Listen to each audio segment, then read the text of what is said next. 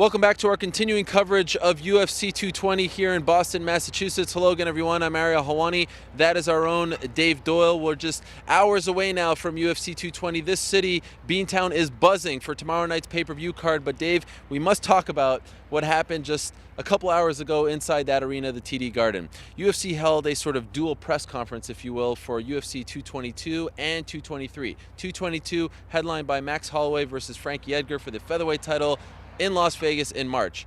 223, though, is the one that we have to talk about. That's the one headlined by Tony Ferguson versus Khabib Nurmagomedov for the lightweight title in April in Brooklyn, New York. Now, there were a lot of questions going into this press conference. Namely, we wanted to know if this fight would be for the official lightweight title. Would Conor McGregor finally be stripped of the belt due to inactivity? Ferguson, of course, is the interim champion. Well, Dana White gets up. He says that they would be fighting for the undisputed lightweight title, but does not and refuses to say whether or not Conor McGregor has been stripped. Asked point blank if Conor has been stripped, he says next question. What did you make of that whole scene inside the arena around 2 hours ago? I mean, so as of next month, I will have been 12 years on the MMA beat here, and that was one of the strangest press conferences I think I've ever seen. I mean, you know, obviously this is still an interim title fight because if Conor McGregor wasn't the champion, why wouldn't Dana White just say, you know, he's been stripped of the championship? My just kind of gut feeling in the moment there, without really having had much more time to digest it, is just that, you know, maybe Dana in his ongoing negotiations with Conor for whatever they're going to do next, maybe they're close to announcing something. Either way, and I think he was kind of sending a signal to Conor by saying, well, you know, this is for the real championship.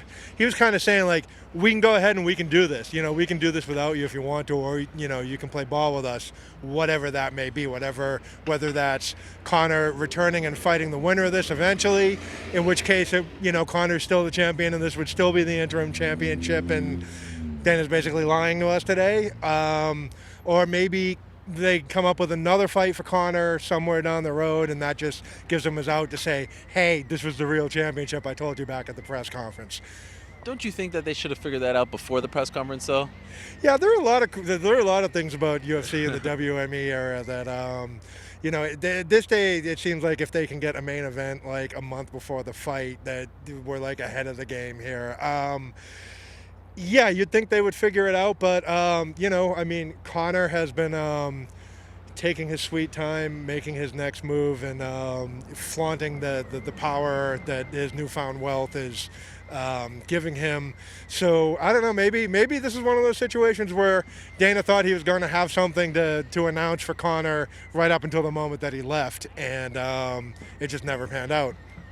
Just to be crystal clear here, if you're Dana White, if you're the UFC brass, what are you doing?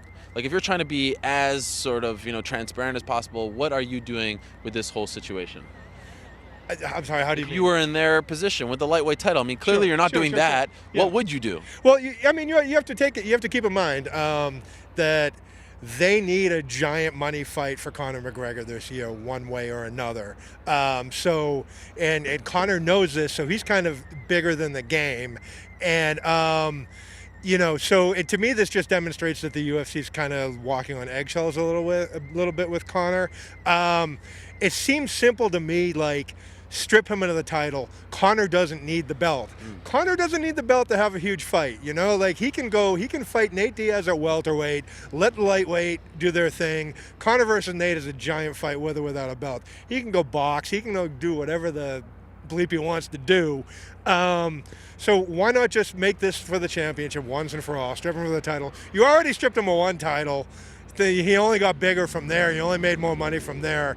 It just comes off as really wishy-washy. Yeah, it's worth noting that the last time he was stripped, if you will, of the belt, the featherweight belt, they labeled it as he has relinquished the title. But they did announce it on television. I remember John Anik and his broadcast partner coming on television and saying that Conor had been, well, no, he didn't say stripped, he said relinquished. But this time they say nothing.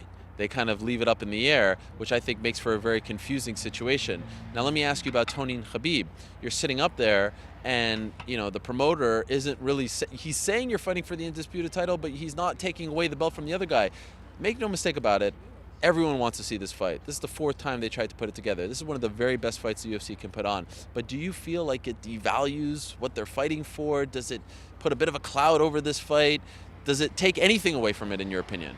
I don't think it does, because I think at this stage of the game, everyone knows that this is number 1 versus number 2 at lightweight, you know? Excuse me. I'm not taking anything away from what Conor accomplished knocking out Eddie Alvarez, but he's 1-0 in the UFC in the lightweight division and hasn't fought in over a year. I mean, you heard the fans' reaction to Khabib out there. He's over. And at the end of the day, I think both of these guys know that regardless of the semantics of who's the champion, who has the belt, you know, if the winner of this fight ends up getting Conor, that's the biggest paycheck of either of their careers, either way, regardless of, you know, how we quibble over the belt here. My big takeaway, if there was any indication, any doubt, you know, out there, if there was any indication needed as to just who the most powerful man in this sport really is, I think that was it. If we're talking about John Jones, if we're talking about Joanna, if we're talking about Max Holloway, name a champion, TJ Dillashaw, they're stripping. They don't want to strip the most powerful man in the game. And his influence looms larger than anyone in this sport. And for whatever reason, maybe they don't want to piss him off. I don't know what that reason really is at this point. It's a bit of a head scratcher. To me, if I'm sitting up there and I'm Khabib and Tony, I'm happy I'm fighting for some kind of prize. I'm happy I'm getting pay-per-view money. I'm happy that I'm getting belt money, if you will, main event money. But I don't feel like I'm fighting for the belt because they're not taking that belt away from, you know, the guy who has it. That's kind of my takeaway from the whole thing. And, you know, if you think of all over the years, like, you know, I mean, George St. Pierre never got this treatment. Dana dumped all over George after his Johnny Hendricks fight, after everything he did for the company. There's all those big names over the years who have ended in Dana's crosshairs, or who you know, the company just has been willing to kind of throw under the bus, and Conor McGregor's the first person he's ever really done this for. Ronda Rousey never put him in a position to have to do this. Maybe she would have gotten the same position, but I agree with you 100%.